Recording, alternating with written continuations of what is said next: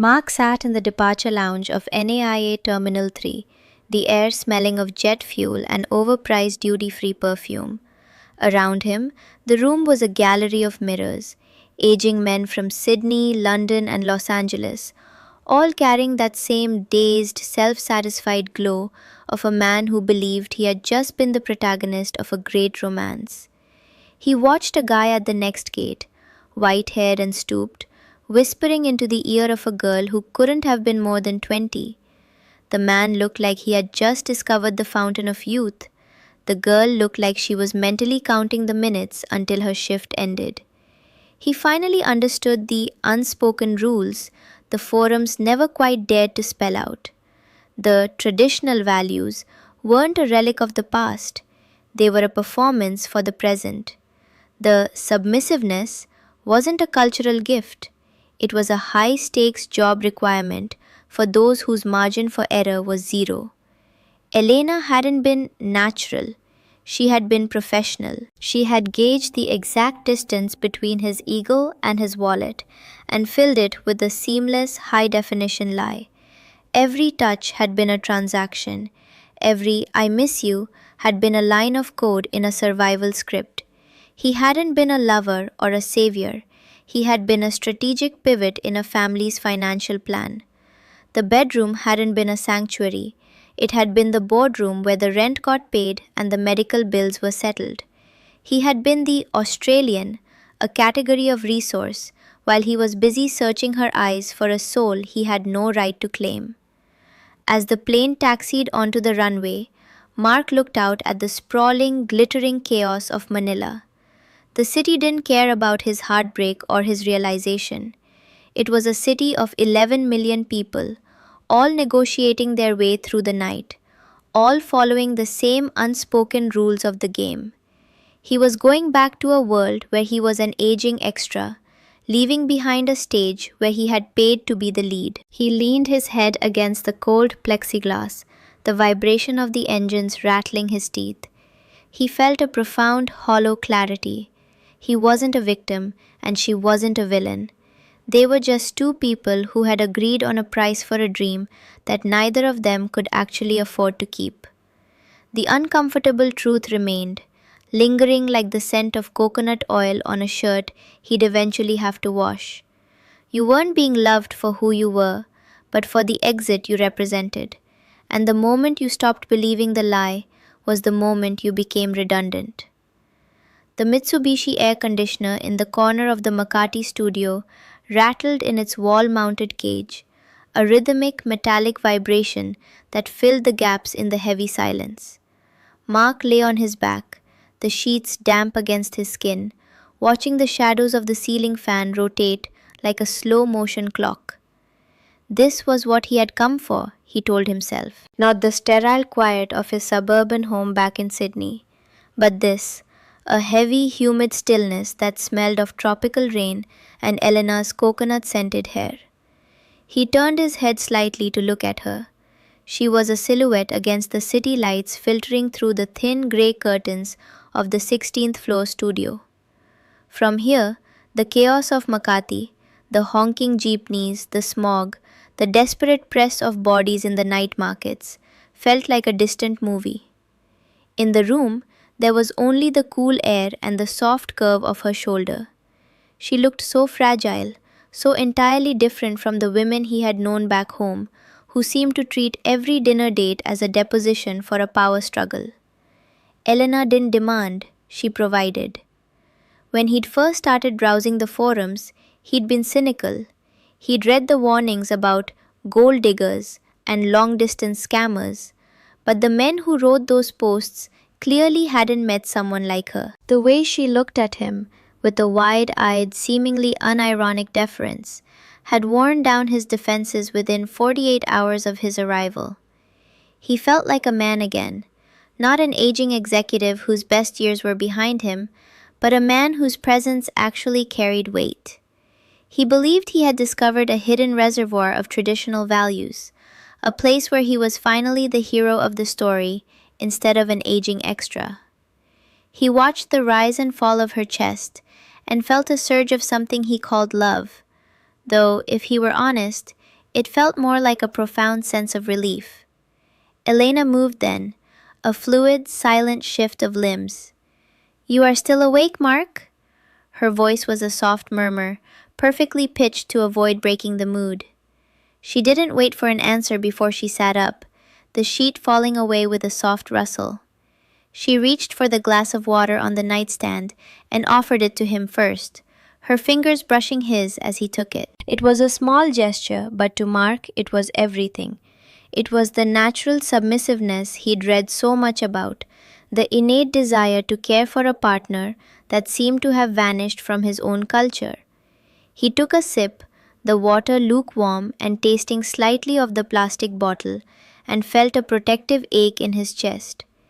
He wanted to take her away from this cramped studio with its peeling wallpaper and the faint smell of mold in the bathroom.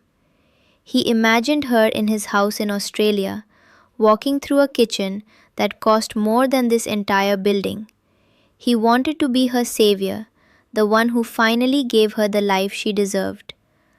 "I was just thinking how lucky I am," Mark said, his voice sounding thick and clumsy in the small room. Elena smiled, a quick, practiced flash of white teeth in the dark, and leaned back against the headboard.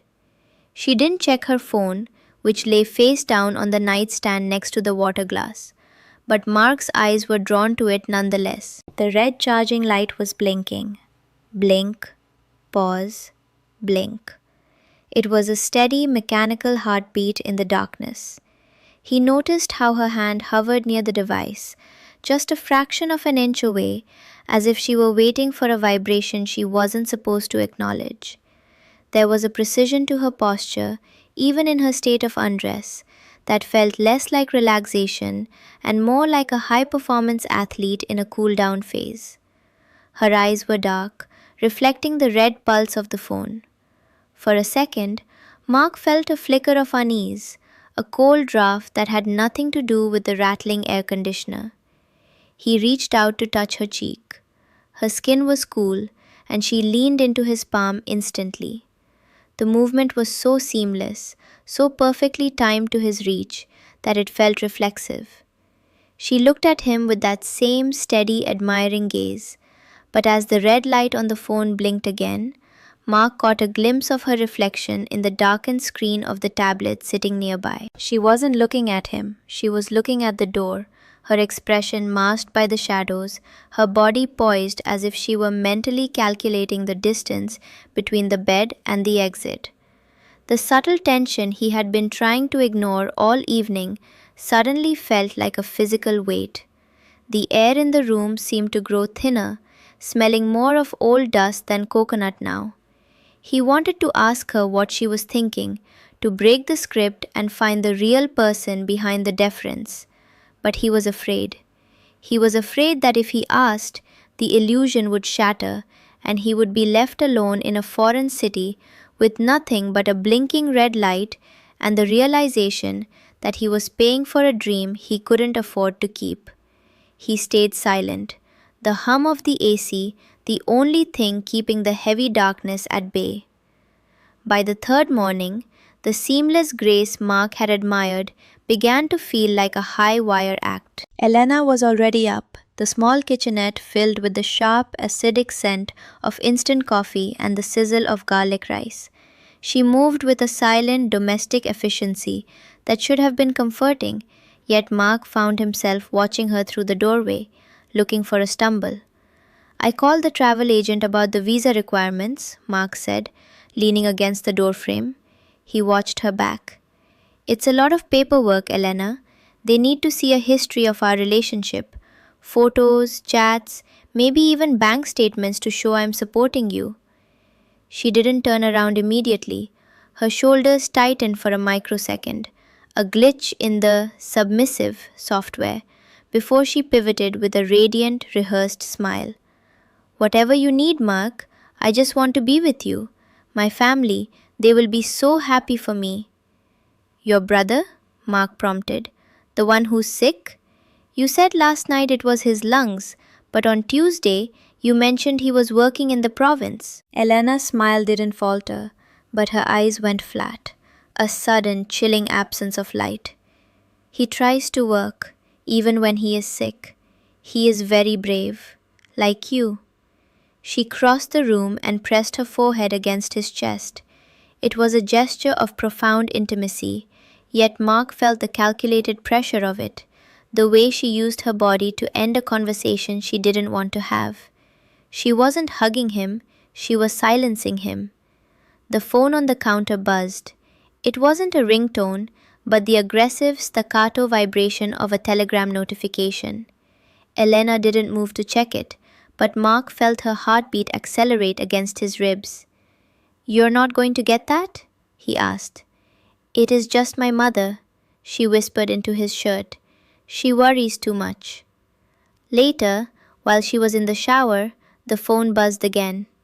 Mark knew the rules of the forums. Don't be the jealous old man, don't check the phone. But the discrepancy about the brother was a splinter in his mind. He glanced at the screen. The notification wasn't from a mother.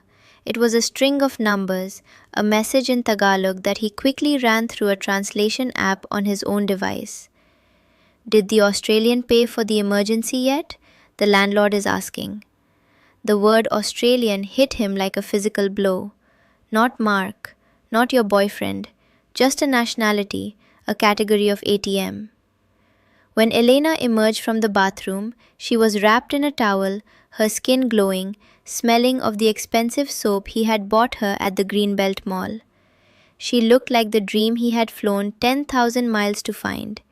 She walked over to the mirror and began a complex skincare routine, her movements rhythmic and practiced. "Elena," Mark said, his voice cracking, "do you actually like me? Or am I just a way to settle the rent?" She stopped, a bottle of serum hovering in mid-air. For the first time, the mask didn't just slip, it evaporated. She didn't cry. She didn't deny it with frantic passion. She simply looked at him in the mirror, her expression weary and ancient, far older than her 23 years. "Why does it have to be different?" she asked, her voice devoid of its usual melodic lilt. "I am here. I am sweet to you. I make you feel like a king in this bed. Isn't that what you paid for when you booked the flight?" "I thought it was real," Mark stammered.